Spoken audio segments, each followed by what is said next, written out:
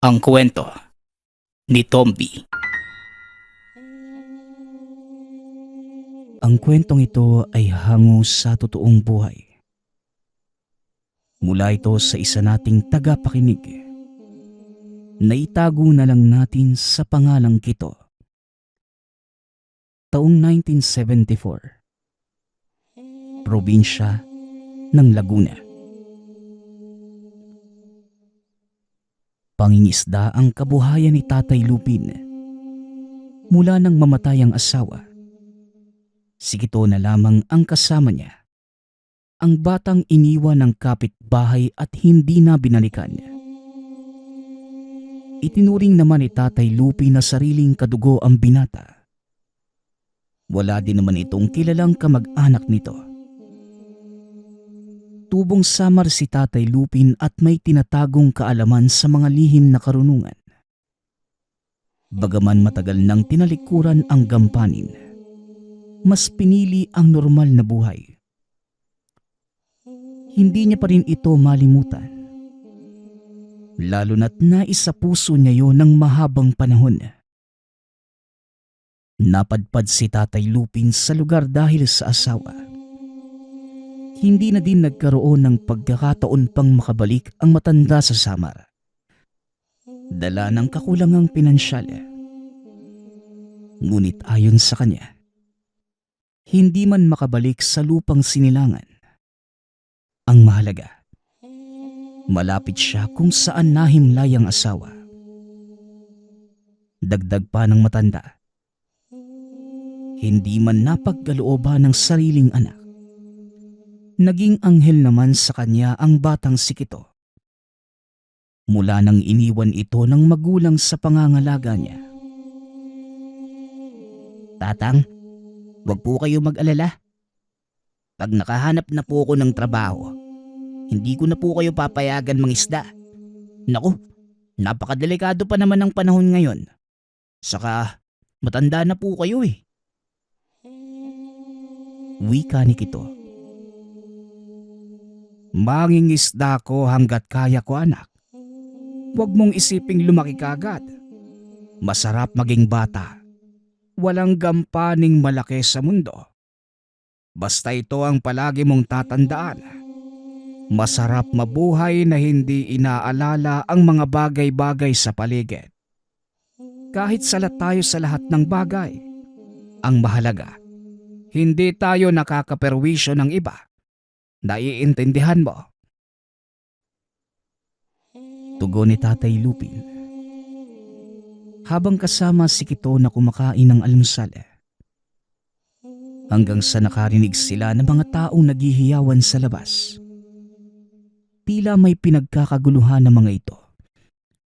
Hindi kalayuan sa tahanan. Napahinto naman sa pagkain ang dalawa. Nang isa sa mga residente ang biglang kumatok sa pintuan. Kaagad naman itong pinagbuksan ni Tatay Lupin para alamin kung ano ang kailangan. Tatang, may patay po. Wakwak ang tiyan. Mukhang nilapa ng malaking hayop. Nandun na si Kapitan at mga tanod niya. May iilan ding tinawag para maimbestigahan ang nangyari. Wika ng kapitbahay na si Renato. Patay? Saan po banda? Tay, pwede po tayo makiusyoso? Tapos naman na po ako kumain eh. Saan po yun, Tiro Nato? Tanong ni Kito. Nako, wag na. Baka hindi ka na naman makatulog mamaya sa mga makikita mo. Alam mo namang matatakotin ka. Saka hindi papayag ang mga pulis na bigla tayong sisilip doon. Tugon ni Tatay Lupin. Pero, Napahinto nang sasabihin si Kito nang makita ang grupo ng mga hindi kilalang tao. Natanaw niya ito mula sa nakabukas na pinto. Napakunot pa ang noo ng bata nang masilayan ang mga taong ngayon lamang nakita. Oh, Mukhang natigilan ka dyan, Kito. May problema ba? Kung ano mang yang tinitignan mo sa labas, sana naman hindi nakakatakot ha. Wika ni Tatay Lupin. Tay, ayos lang naman po ko. May nakita po akong mga Euronato. Nakikita nyo din po ba yung mga nakita ko? Sino kaya yung mga yon? Ang init po ng panahon eh. Nakatalukbong sila ng telang itim. Tugon ni Kito. Kagad namang napalingon si Renato sa sinabi ni Kito. Napakamot ito ng ulo. Wala naman siyang kahit anong nakita. Huminga ito ng malalim at tumingin sa matanda. Isa yan sa mga rason kung bakit ayaw kong nakakakita ng kakaibayang batang yan. Sa ilang taong pagsasama namin, alam kong bukas ang ikatlong mata niya. Saka matalas ang utak ni Kito kumpara sa mga kaedad niya, Renato. Kaya hanggat maaari, iiwas ko siya sa mga bagay na hindi makakabuti sa kanya. Wika ni Tatay Lupin. Nagtataka naman si Kito sa sinabi ng ama. Wala namang sinasabi si Tatay Lupin ng mga bagay na hindi karaniwan. Ayon pa sa ama, masyado pang maaga para sabihin ang mga bagay-bagay kay Kito. Nais naman niyang imulat ang bata sa realidad. Ngunit ayon kay Tatay Lupin, may tamang panahon ng lahat. Mauuna na po ako ha. Malapit lang sa bahay niyo yung bangkay. Kaya mag-ingat kayong dalawa dito ha. Lalo ka na, Kito. Palagi kang sumunod sa tatay mo. Bili ni Renato. Napatango na lamang ang dalawa. Si Renato ay isa sa mabuti nilang kabaryo. Halos araw-araw itong dumadaan para maghatid ng balita sa maglolo. Naging malapit na ito sa kanila. Lalo pat wala namang ibang tumitingin o nangangamusta kina Tatay Lupin at Kito. Minsan pa, naghahatid ng ayuda si Renato kapag nakikita na wala sa listahan ang matanda. May mga pagkakataon, hindi nasasama ang matanda dahil ayon sa iba. Dayo lamang ito sa lugar. Paggabi na at nag-aayos si tatang ng mga kagamitan para sa pamamalaot. Madalas iniiwan niya si Kito sa kapitbahay. Minsan naman, isinasama niya ito kung maganda ang panahon. Dahil sa mga naganap, kaya naisip ng matanda na maghanda.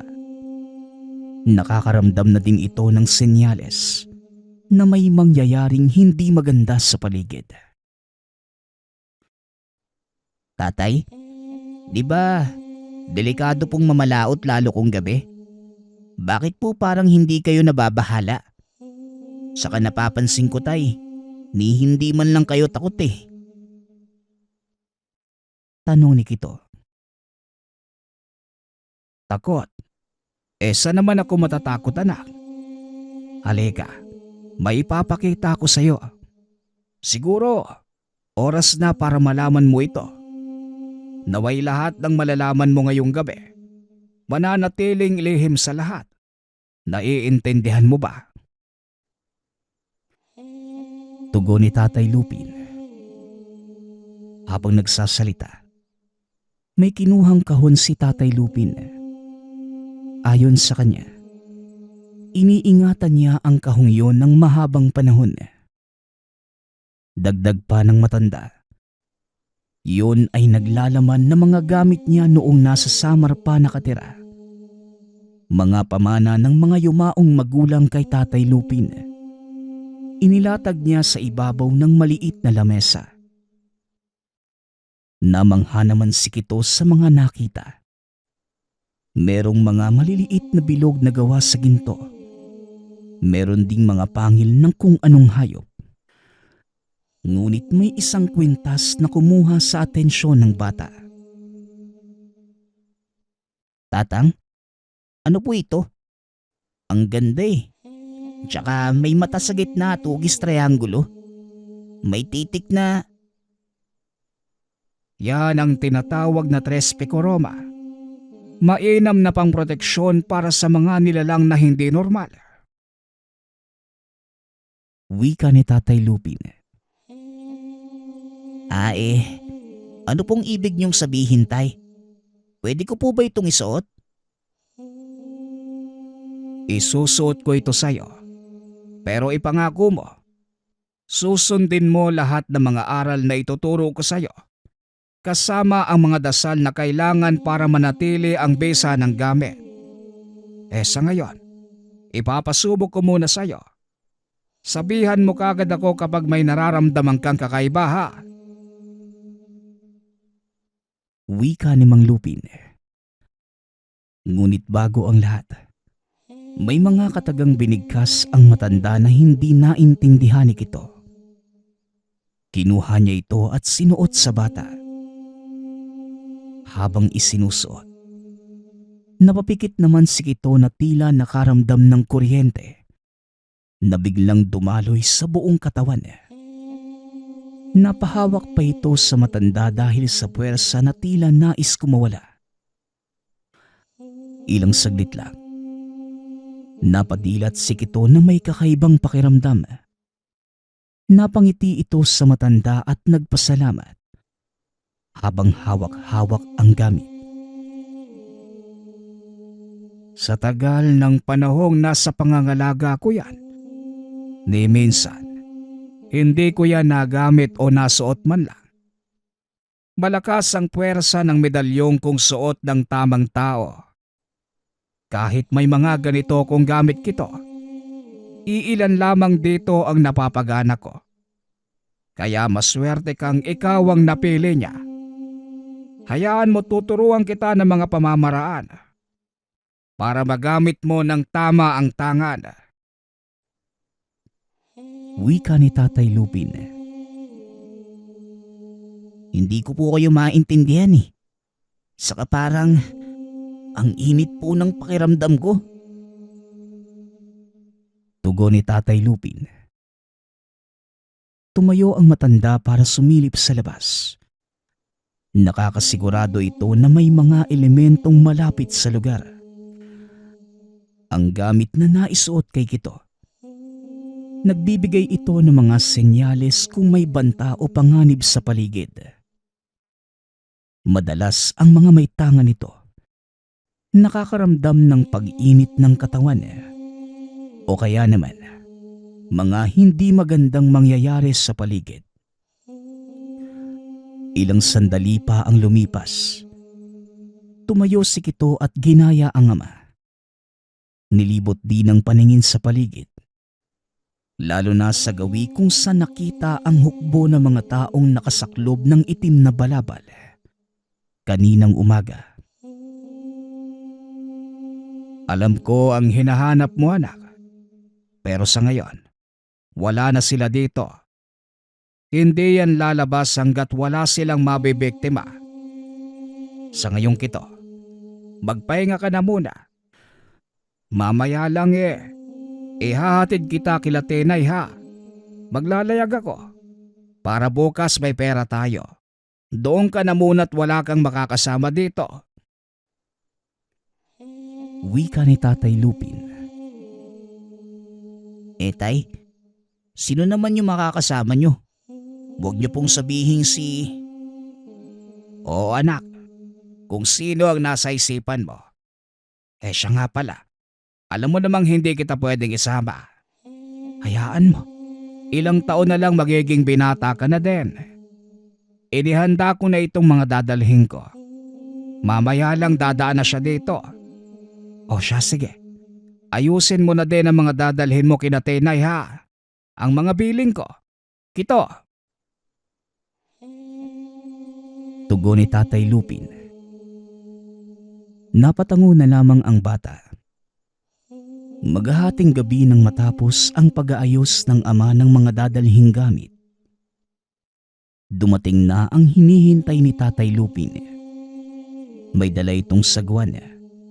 May nakasukbit na mahabang itak sa bewang. Nakangiti pa itong binati ang dalawa. Astiga, nakakatakot po yung dala nyo. Tsaka mukhang sasaba kayo sa laban, Tiyo Banok ah. Wika ni Kito. O Banok, nagbaong ka ba ng tubig? Sina Pedring ba? Maglalayag din. Idadaan muna natin si Kito kina Tinay. Alam mo naman hindi pwedeng maiwan siya dito mag-isa. Wika ni Tatay Lupin. Naroon na. Nakita ko kanina't nauna na sa atin. Ewan ko ba kung alam nila kung ano ang nangyayari sa paligid. Sinabihan ko na din sila Pero ang tatapang. Paano ba naman? Palaging lasing Tugon ni Banok. Natawa na lamang si Tatay Lupin sa sinabi ng kaibigan. Bago dinaan ang bata sa kapitbahay, binilinan muli ito ng matanda na huwag magpasaway. Lalo pat alam nito na kinabukasan na sila uuwi. Bago tuluyang iwan ang apo, nagbitaw muna si Tatay Lupin ng lihim na usala, pangproteksyon para sa kanya, maging kay Kito. Tinay, pasensya na at naabala pa kita ha. Kito, ang mga biling ko. Wika ni Tatay Lupin. Walang anuman po yun, Tatang. Babalik din naman po kayo Pero hindi po ba kayo nababahala? Abay, galing daw po sa naglalayag ang nakuhang bangkay kanina. Tanong ni Tinay. Kung ano man ang nilalang na yon may kalalagyan siya kapag kami ni Tatang Lupin ang biniktima niya. Tugon ni Banok. Hawak nito ang mahabang itak habang nagyayabang. Natawa naman si Kito at napailing dahil sa naging reaksyon ni Banok. Hindi man tayo sigurado kung sino ang nambibiktima. Pero nakahanda kami, Tinay. Salamat sa paalala ha. Saka sige na, lumalalim na ang gabi. Wika ni Tatay Lupin. Sinundan na lamang ni Kito ang dalawa habang papalayo sa lugar. Ilang sandali lang ang nakalipas mula nang umalis ang matanda. Biglang nakaramdam ng pag-init ang bata. Batid niya na may banta sa lugar. Kaya sinigurado ni Kito na nakasarado ang mga pinto at bintana. Kahit may kasama sa tahanan, hindi pa rin ito nagpakampante. Bagkus ay inihanda pa rin ang sarili. Maya-maya pa, nakakarinig ang bata ng mga paghangos. Alam niya na mula ito sa nilalang, kasabay ng mahinang pagaspas. Kahit gabi na, hindi makatulog si Kito dahil sa alinsangan ng paligid. Wala sa loob niyang hinawakan ang medalyon at nagdasal. Buong pusong humingi ng pangproteksyon ang bata sa ama. Lalo pat hindi niya alam ang nangyayari sa paligid, maliban sa naririnig. Punta naman tayo kila Tatay Lupin. May dala silang sulo bilang liwanag sa madilim na paligid. Si Tatay Lupin ang tagasagwan, habang si Banok naman ang tagahawak ng sulo. Pasipol-sipol pa si Banok habang binabaybay ang malawak na ilog, kasabay ng huni ng mga kuliglig at mga ibon. Ilang sandali pa ang lumipas. Bigla silang nakarinig ng pagsigaw sa hindi kalayuan sa lugar. Noong una, mahina lamang ito. Habang nagsasagwan si Tatay Lupin, papalapit sila sa pamilyar na boses. Tulong! Tulungan niyo kami! May... Ah! Sigaw ng tinig. Tatay Lupin, boses ni Pedring yun ah. Diyos ko, ano bang nangyayari? Wika ni Banok. Ihanda mo ang sarili mo, Banok. Maghahanap tayo ng pagtataguan. Mahirap na. Hindi natin nakikita ang kalaban. Tugon ni Tatay Lupin. Pinasok na muna ni Tatay Lupin ang bangka sa lilim ng mayabong na puno ng mayapi. Mas pinili ng matanda na huminto muna at makiramdam sa paligid. Matapos ang malakas na sigaw ni Pedring, kasunod nito ang malakas na pagaspas. Nagkatinginan pa ang dalawa habang inaalerto ang sarili. Minuto lamang ang lumipas. Biglang may napakalaking ibon na dumapos sa dulo ng bangka. Noong una, ibon lamang ito kung titignan. Ngunit hindi naglaon. Habang humahakbang palapit, tumambad sa harap nila ang kabuuan ng nilalang. Halos mawala sa katinuan si Banok sa nakita. Habang si Tatay Lupi naman, nag-uumpisa ng mag-usal pang proteksyon. Dala ng takot ni Banok, binunot nito ang itak at winasiwas sa nilalang. Sige, subukan mong lumapit. Tatagpasin ko yung ulo mo. Wika ni Banok. Nanlaki ang mga mata nito nang tamaan siya ng malalapad na pakpak ng nilalang. Mabuti na lang, maagap itong inalalaya ni Tatay Lupin. Kasabay ng mga kataga, inagaw na matanda ang hawak na itak ni Banok. Buong tapang na tinaga ni Tatay Lupin ang aswang. Umieko ang sigaw ng nilalang sa buong paligid. Akmang lilipad na sana ito. Ngunit biglang dinakma ni Tatay Lupin ang isang pakpak ng nilalang, kasabay ng pag-itak. Samantalang si Banok naman, nanginginig sa takot at naupo na lamang sa gilid. Habang si Tatay Lupin, naliligo na sa dugo ng tinagang aswang. Tatakas na sana ang nilalang. Ngunit dahil sa tagpas na ang pakpak, nalaglag na lamang ito sa dagat at hindi na nakaahon. Kailangan nating makauwi. Nakakasigurado kung hindi lang nag-iisa ang mandaraget. Banok, umayos ka dyan kung gusto mo pang mabuhay. Wika ni Tatay Lupin. Patay na ba? Tatang, anong gagawin natin? Tanong ni Banok. Hawakan mo ng maigi ang sulo. Hindi na tayo pwedeng magtagal dito sa lugar. Tugon ng matanda. Ramdam ni Tatay Lupin ang pag-iba ng presensya sa paligid. Maging ang simoy ng hangin. May kasama ng nakakasulasok na amoy. Halos maubusan naman ng puwersa at hininga si Tatay Lupin. Marating lamang ang daungan.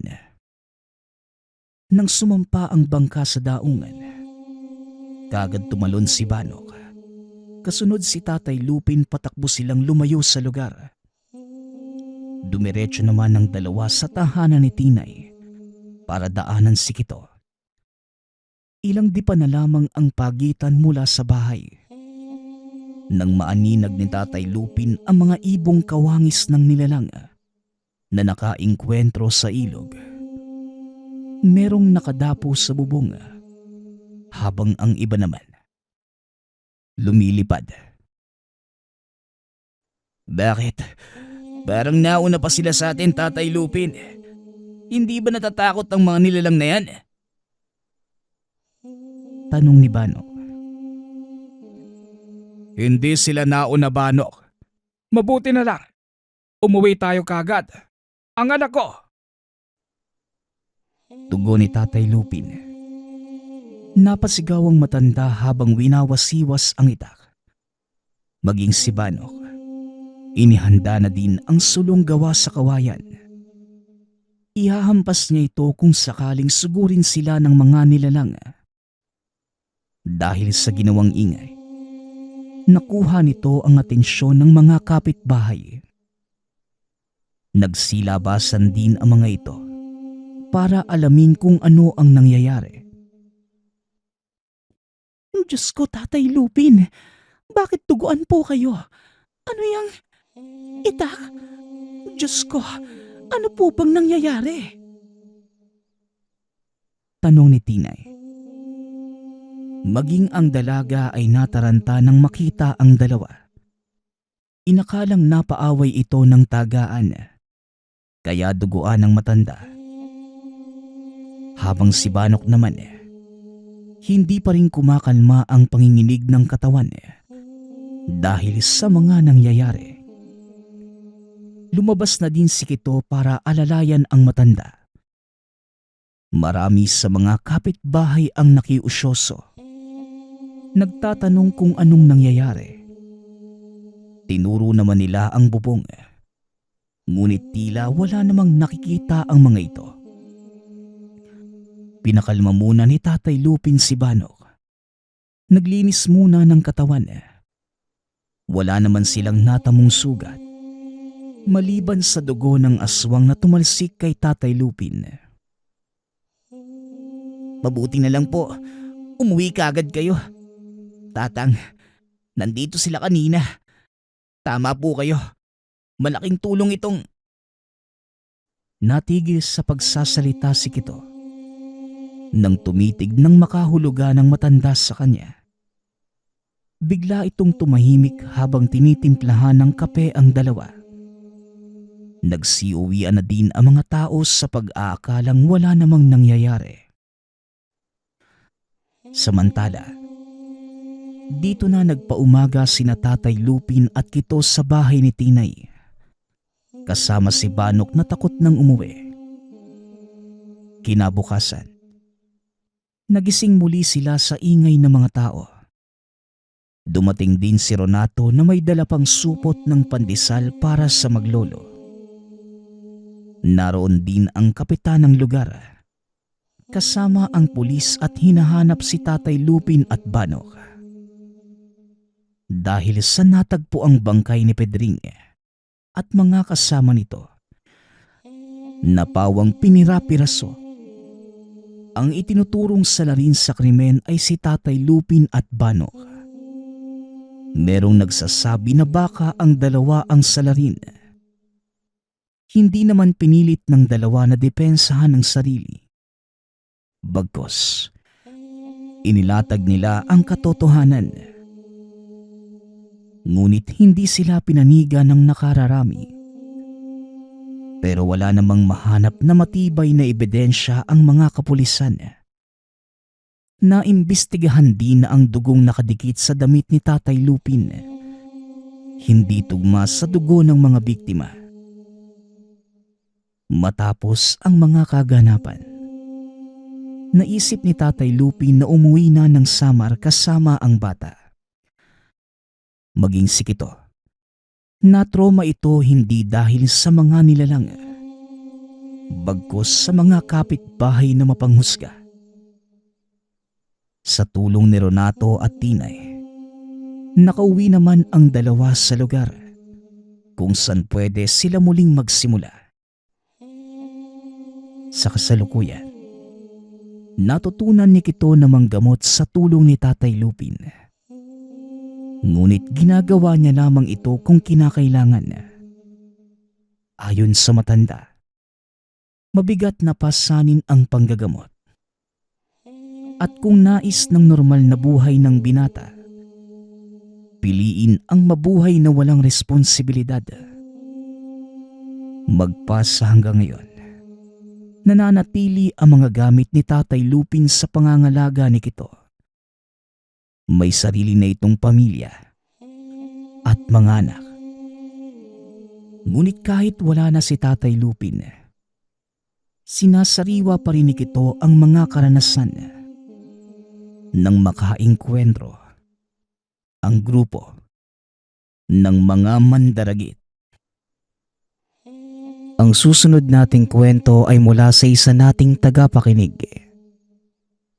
Naitago na lang natin sa pangalang Kurog. Taong 1987. Probinsya ng Iloilo. Simpleng tricycle driver lamang si Kurog. May asawa at 2 anak. Sa loob ng 10 taong pagsasama nila ni Terry, masasabing tahimik at masaya ang pamilya. Lalo na't masipag naman silang 2 sa hanap buhay. Ngunit mapaglaro talaga ang tadhana. Nagbago ang lahat ng... Nabalitaan ko, umuwi yung nanay mo, Kurog ah. Diba, matagal mo na yung hindi nakita. May nanay ka pa pala. Pero parang hindi kayo magkamukha, no? Tanong ng kaibigang si Danilo. Oo nga pare, nagulat din ako sa biglaang pagdating niya. Wala man lang pasabi. Ang alam ko, nakapag-asawa na yan ng ibang lalaki. Matagal ko nang hindi nakikita yan. Mula pa nang mamatay si tatay. Hindi ko na nga halos matandaan yung itsura niya eh. Hindi ko alam kung paano niya ako nahanap. Tugon ni Kurog. Nanay yun pare. Para silang may antena para mahanap ang anak nila. Buti nga, ayos lang kay Terry. Bilib talaga ako sa asawa mo eh. Napakabait at maintindihin. Nandun na ako pare. Pero nakakapagtaka lang talaga. Paano niya ako nahanap? Oo nga eh. Buti na lang bumibisita ang tatay niya kahit abala sa panggagamot. Si Tatay Nador. Maganda nga na mabait yung pinagbulan ng asawa ko pare. Kita mo naman. Kahit may edad na ang tatay niya eh, nakakatulong pa din sa kapwa. Wika ni Kurog. Sa haba ng pila ng tricycle sa lugar, maraming napag-usapan ang 2. Araw-araw silang magkasama sa pamamasada. Ngunit hindi sila nauubusan ng kwento sa isa't isa. Nang umagang yon, naging pasahero nila si Aling Carmen. Nakabusangot ang muka at tila galit nang pumasok sa tricycle ni Kurog. Nagtataka naman ito kung bakit gano'n ang itsura ng Ale. Naisip na lamang niya na baka meron lang kagalit o kaya kaaway. Ayon kay Kurog, halos araw-araw niyang pasahero ang Ale. Namimili ito ng paninda para sa tindahan na nakatayo mismo sa sentro ng baryo. Ayaw na sanang pansinin ni Kurog ang Ale at baka mapagbuntungan siya ng dinadala ng matanda. Ngunit hindi naman ganun palagi ang bungad ng Ale. Naturingan itong matandang dalaga. Ngunit naiiba ito sa mga kakilala. Masayahin at madalas palabiro. Lalo pa sa mga driver na nakasanayan niya. Kaya hindi na nito napigilan ang sarili at nagtanong. Magandang umaga po, Aling Carmen. Parang hindi po yata maayos ang pakiramdam niyo ah. Kamusta po?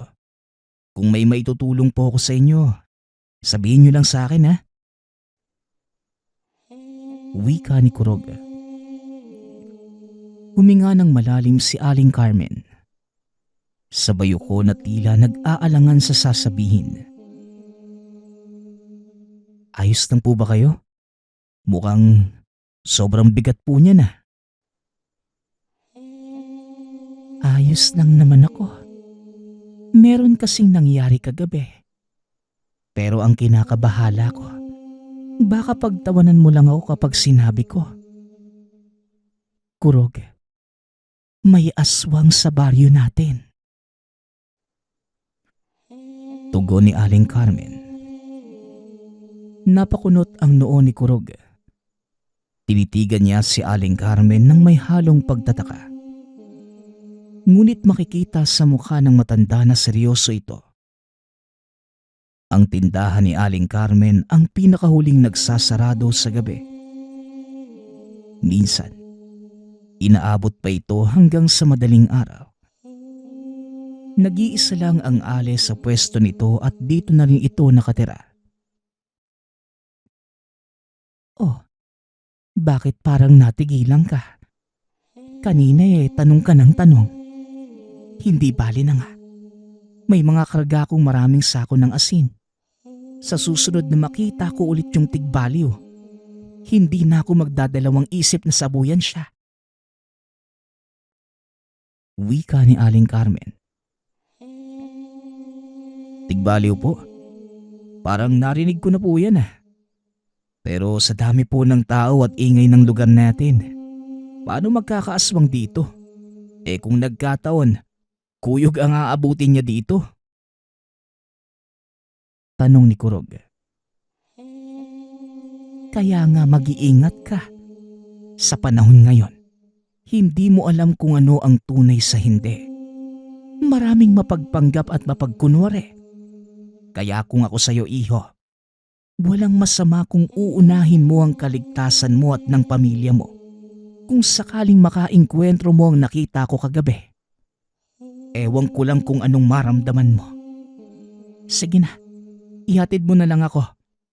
Aagahan ko na lang magbukas ngayon para mamaya maaga din ako magsarado. Mahirap na. Wika ng matanda. Hindi na nakapagsalita si Kurog. Kaagad niyang naisip ang pamilya. Lalo pat may mga araw din na madaling araw na ito umuuwi. Kahit papano, nagpapasalamat siya na umuwi ang ina. Ilang sandali pa ang lumipas. Naabot na nila ang tindahan ni Aling Carmen. Nakasarado pa. Ngunit may kumpol ng tao na nag-aantay na magbukas ang tindahan. Nagmamadali namang pinarada ni Kurog ang tricycle. Ayon kay Aling Carmen, galing pa sa malayong bukid ang mga mamimili. Salamat sa Ama at dumating ka na, Carmen. Aba mga kasama, mukhang alam na niya ang sadya natin. Maraming asin . Nako, may nangyari kagabi. Hindi ko alam kung dumating na ba sa inyong balita. Wika ng isa sa mga mamimili. Naku, Carmen, kailangan namin ng maraming asin. May gumagalang aswang. Hinala namin dayo lang dito. Hindi pa man natin nakikita ng harapan. Pero sigurado kung aswang ang nananalasa sa mga hayop naming sa bukid. Diyos ko, kailangan namin ng pangontra. Kawawa naman ang mga alaga ko kung sakali. Lalo na't ginagabi ang asawa ko sa pag-uwi. Nakakatakot. Dagdag ng isa pa. Ilang sandali pa. Biglang dumating si Tatay Nador. May bitbit itong bungkus ng gulay at saging. Papunta kina Kurog kaya napadaan siya sa lugar. Nakita niya ang tricycle nito na nakaparada sa hindi kalayuan. Imbes na dadaan lang, napahinto pa ang matanda at nakipagkwentuhan sa umpukan. Kurog, ang binan mo. Ang swerte mo't binan mo si Tatay Nador. Abay kahit papano mabibigyan niya kayo ng proteksyon. Wika ni Aling Carmen. Anong proteksyon ang sinasabi mo, Carmen? Gulay at saging ang dala ko para sa mga apo ko. Siya nga pala. Uuwi ka na ba, Kurog? Halika't sasabay na ako, ha? Medyo mabigat itong dala ko . Mabuti naman at nakita kita dito. Tugon ni Tatay Nador. Naku, Tatay Nador, huli ka na yata sa balita. May gumagalang aswang sa baryo. Wika ni Pedra. Aswang baka mo. Kailan pa? Sa pagkakaalam ko, tahimik ang baryong ito ha. Kung sino man ang manggulo, siguradong may kalalagyan sa akin. O siya, sige. Magsiuwi na kayo at para kayong mga palaka. Ang iingay nyo eh. Tsaka aswang lang yan. Kung mapaminsala sila, pati din naman ng mga tao ganun din. Kaya huwag kayong matakot. Mas matakot tayo kung wala na talagang makain. Mahirap ang buhay ngayon.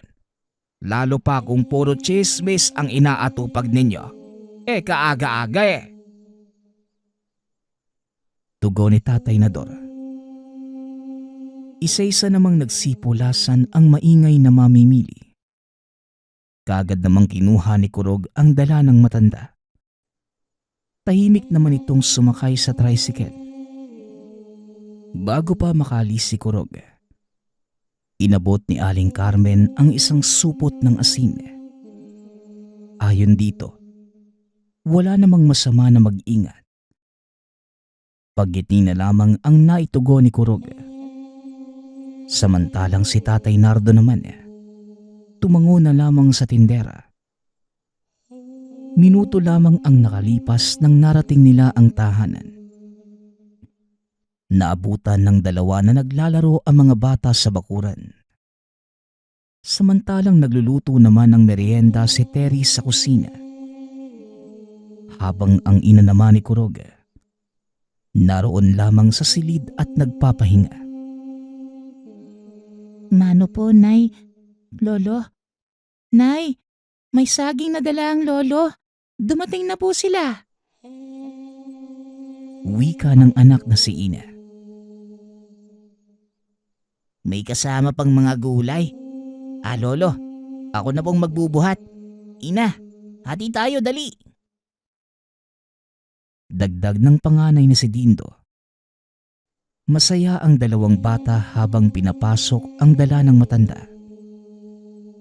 Samantala, napahinto naman si Tatay Nador sa tapat ng tahanan. Ayon sa kanya, may kakaibang enerhiya sa paligid. Tumingin siya sa iba't ibang direksyon at inaamoy ang hangin. Tay, may problema po ba? Tara na po sa loob. Magkape na po muna kayo ni Kurog. Babalik pa po sa pasada ang asawa ko eh. Mas maganda na kahit saglit lang, magkausap po kayo. Siya nga pala, Tay. Ipapakilala ko din po yung nanay ni. Natigil sa pagsasalita si Terry nang idinikit ng matanda ang daliri sa bibig ng anak. Napakunot naman ang noo ni Terry habang nakatitig sa ama na sobrang seryoso ng itsura. May kakaiba sa paligid, Tere. Mukhang hindi maganda. Batid kong may... Tumigil sa pagsasalita si Tatay Nador nang biglang lumabas si Nanay Cora mula sa silid. Nakangiti itong bumati sa mag-ama at siya na mismo ang nagpakilala sa sarili. Kasunod ito ni Kurog na may dalang termos at baso. Hindi ko inaasahan na may biyenang ka pa lang. Ano? Malakas makiramdam. Kaya kung ako ikaw, ngayon pa lang magbalot-balot ka na at umalis sa pamamahay na ito. Sabat ni Tatay Nador. Napatigil naman si Kurog dahil sa gulat.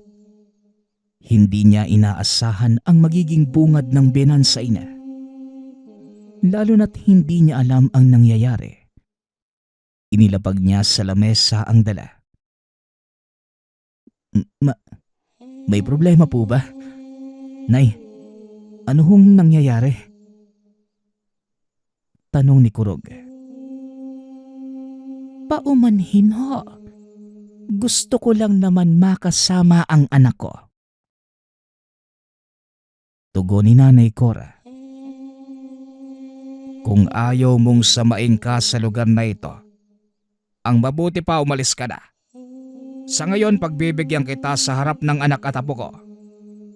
Pero sa oras na may gawin kang masama, sisiguraduhin kong ako mismo ang hihiwalay ng ulo mo sa katawan mo. Banta ni Tatay Nador. Nanlaki ang mga mata ng mag-asawa habang pinapakinggan ang banta ni Tatay Nador. Hindi maintindihan ni Kurog kung bakit gano'n na lamang ang galit nito sa ina. Wala naman sinabing rason si Tatay Nador maliban sa banta nito. Ngunit makikitang tahimik lamang si Nanay Cora sa mga narinig. Sa sitwasyong ito, Kurog, hindi ako uuwi. Mahirap na. Saka ikaw, ano man ang pinaplano mo sa pagbalik mo, siguraduhin mong hindi madadamay ang mga apo ko. Patawarin ako ng langit kung hindi dahil kay Kurog kanina pa kita. Hindi sinasabi yan, tanda. Ginagawa yan. Pero bueno, hindi ang iniisip mo ang dahilan sa pagbalik ko. Tumatanda na ako at ramdam kong hindi na ako magtatagal sa mundo.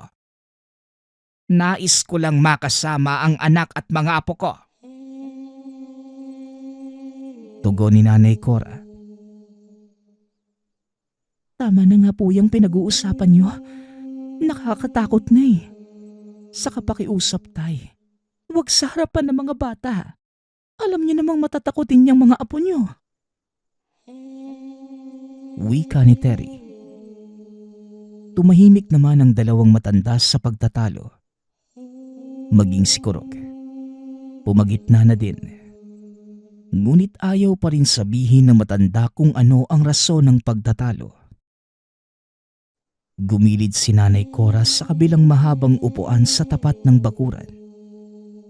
Samantalang si Tatay Nador naman, diretsong pumasok ng tahanan. Walang alam ang lahat kung ano ang ginagawa ni Tatay Nador. Kung bakit nagsasaboy ng asin sa bawat kanto ng tahanan. Gustuhin mang sawi ni Terry ang ama. Ngunit wala itong kakayanang pigilan ang albularyo sa ginagawa. Nang araw na yon, hindi na nakabalik pa sa pamamasada si Kurog. Bagkus, sinamahan na lamang ang pamilya. Lalo pat nananatili sa labas ng tahanan ang ina. Hapon na. Pero hindi pa rin ito tumatayo sa kinauupuan niya. Sa pag-aalala, minabuti ni Kurog na samahan ang ina. Samantalang hindi naman pinapalabas ni Tatay Nador si Terry at mga bata. Ano po ba talagang nangyayari, Nay? Bakit? Sa ilang taon na iniwan mo ko at pinagpalit sa ibang tao, tinanggap pa rin kita. Pero parang ang layo mo na sa taong kilala ko. Ano ba talagang nangyayari? Tanong ni Kurog. Bumalik ako dahil nangungulila ako sa iyo, anak. Ang hirap ipaliwanag pero maniwala ka. Dahil sa kapakanan mo kung bakit ako umalis, kinakailangan kong ilayo ka sa... Natigil naman si Nanay Cora sa pagsasalita nang sumabat si Tatay Nardo. Papadilim na ang paligid. Lumabas ang albularyo sa labas ng tahanan, dala ang lampara. Nakiupo si Tatay Nador kung saan naroon si Nanay Cora at Kurog. Dito niya sinabi ang lihim na tinatago ng ina. Nanikip ang dibdib ni Kurog dahil sa pahayag na matanda. Sumang-ayon naman ang ina. Maluha-luha itong ikwinento ang mga nangyari. Gusto lang kitang makasama sa huling sandali, anak. Patawarin mo sana ako. Hindi ko nagawang ipagtapat sa iyo dahil una sa lahat, mas inuna ko ang kaligtasan mo. Wika ni Nanay Cora. Magsasalita pa sana ang matanda. Ngunit nakarinig sila ng sigawan sa hindi kalayuan. Napatayo naman si Nanay Cora. Kaagad tinignan ng paligid. Kailangan niyong maghanda. Patawarin mo ko, anak. Alam mong kapakanan mo lamang ang iniisip ko. Wika ni Nanay Cora.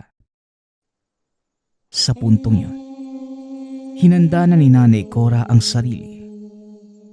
Tumayo at biglang tumakbo palayo. Hahabulin pa sana ito ni Kurog.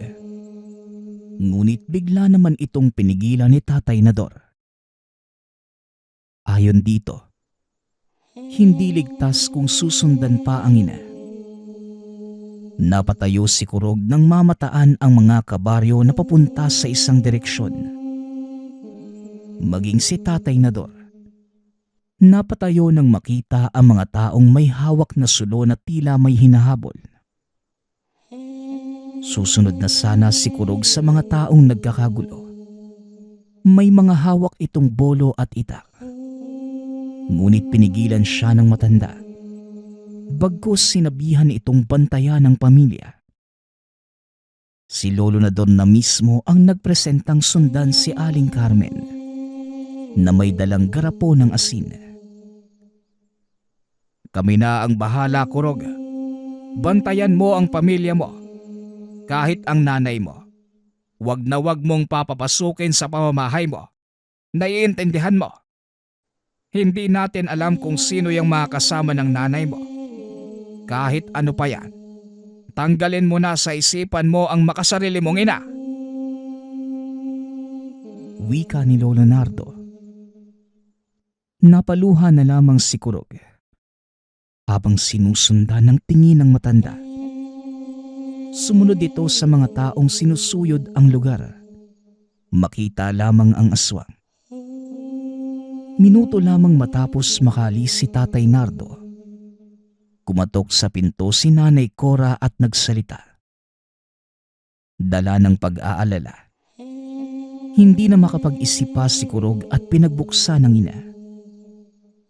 Napasigaw naman siya nang makita na nakahandusay ito sa tapat ng pinto at wakwak ang tiyan. Akmang lalabas na sana si Kurog para tulungan ang ina. Bigla naman itong nakarinig ng pag-angil sa hindi kalayuan. Tumayo ang balahibo ni Kurog nang sumigaw ang nilalang habang papalapit sa kanya. Napatras ng bahagya si Kurog. Biglang bumangon si Nanay Cora na nooy nakahandusay at nagbago ang figura. Nakangiti ito habang inuunat ang katawan niya.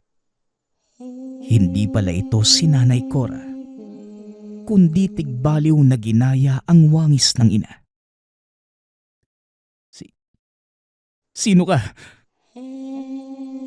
Tanong ni Kurog.